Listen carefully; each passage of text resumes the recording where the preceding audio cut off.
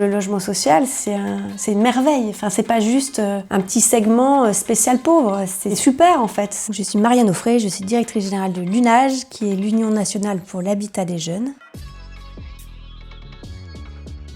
Je ne sais pas comment on va continuer à construire du logement social. Il y a de telles difficultés qui sont devant nous, avec par exemple la réforme qui consisterait à mettre à la main des maires davantage les attributions de logement. Je pense que c'est pas du tout une bonne idée.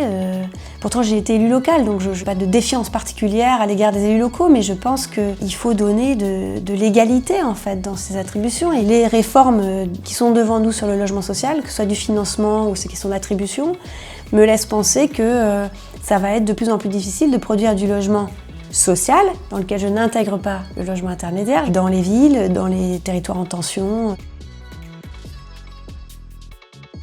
Je pense que le logement social, c'est une merveille. Enfin, c'est pas juste un petit segment spécial pauvre, c'est super en fait. D'abord, c'est un imaginaire très riche, l'imaginaire de la location. On a cette idée un peu cliché que les gens, et les jeunes en particulier, voudraient être propriétaires, mais c'est aussi parce qu'on leur offre cet imaginaire-là. Mais en fait, dès qu'on commence à construire des imaginaires un peu plus riches, on se rend compte que pourquoi les jeunes veulent être propriétaires. Je mentionne ça parce que c'est aussi dans le baromètre de l'INGEP. En fait, ils veulent être propriétaires parce qu'ils ont la trouille, parce qu'ils ont envie de sécurité, parce qu'ils s'imaginent que la réforme des retraites va les frapper bientôt. Enfin, donc en fait, si on a besoin de sécurité, y compris de sécurité intime, enfin de capacité à se projeter, avoir envie de l'avenir, traitons cette question-là. Ne la traitons pas uniquement par la question de la maison individuelle en lotissement dont on est propriétaire.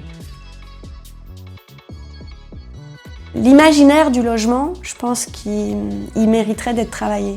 Parce que quand on aura des maisons individuelles partout dans les lotissements, on ne sera pas plus heureux. On sera même probablement plus renfermé sur soi, avec des collectifs plus durs à construire. Et puis de toute façon, d'un point de vue climatique, c'est une catastrophe.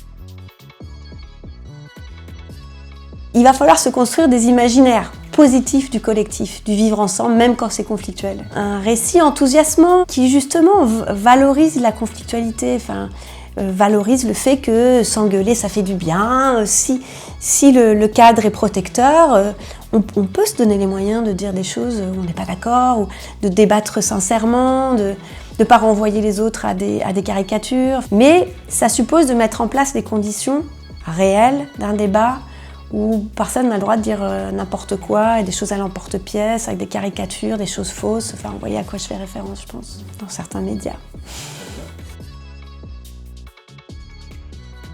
Ce qui caractérise leur parcours, c'est que tout est plus compliqué. C'est déjà pas très simple pour les jeunes hommes, mais les jeunes femmes, tout est plus compliqué. On a fait une étude dans notre réseau sur les femmes dans le logement d'insertion. Donc ça, on l'a fait avec nos collègues des acteurs du logement d'insertion, donc UNAFO, FAPIL et Solia.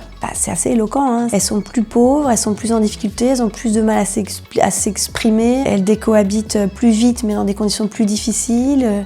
Elles se retrouvent souvent en situation de monoparentalité, évidemment, alors là ça écrase tout en termes de charges financières, de difficultés à travailler et à avoir des jeunes enfants. Ça mériterait d'avoir quasiment une politique particulière, y compris en santé mentale, avec des indices de santé mentale très dégradés chez les femmes. Donc oui, un biais de genre très très fort chez les jeunes.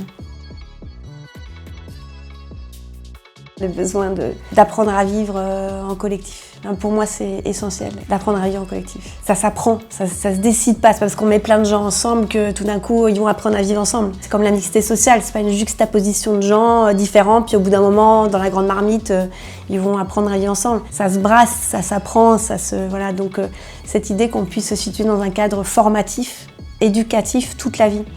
C'est-à-dire qu'il n'y a pas que les jeunes qu'on éduque, ils nous éduquent à apprendre à vivre en collectif. L'idée que justement le travail, ce soit pas juste avoir un job, survivre, ce soit apprendre à faire des choses, savoir les faire, quelque chose de l'ordre du métier de vivre, J'aime bien cette idée.